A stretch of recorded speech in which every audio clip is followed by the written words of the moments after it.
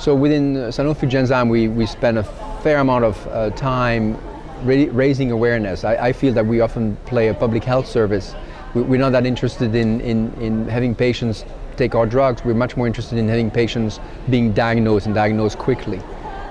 Too many times we hear for our diseases that patients are spending years, not months, years, decades sometimes, being misdiagnosed.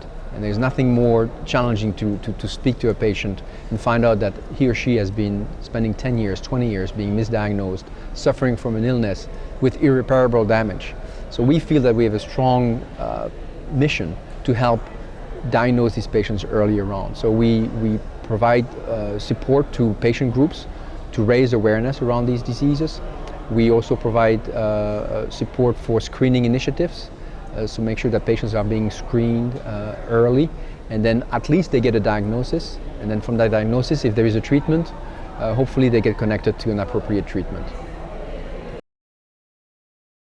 We're doing a program now, we have a press release on this with the Jane Foundation, which is a limb-girdle foundation. There's a consortium, as well as the Muscular Dystrophy Association, and we've provided them funding to do panel testing for 31 rare neurological disorders for thousands of patients in the US who have limb-girdle weakness. So they have this weakness, they can't get up easily, and they're complaining of this progressive weakness.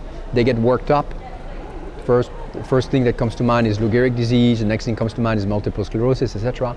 After they get worked up, they're getting told, you have limb-girdle weakness, we don't know what it is. Through this program, these patient associations and the MDA are now testing these patients through 31 tests through the kit, and we're finding that over 50% of patients now end up with a true diagnosis. So finally they know what's going on with them.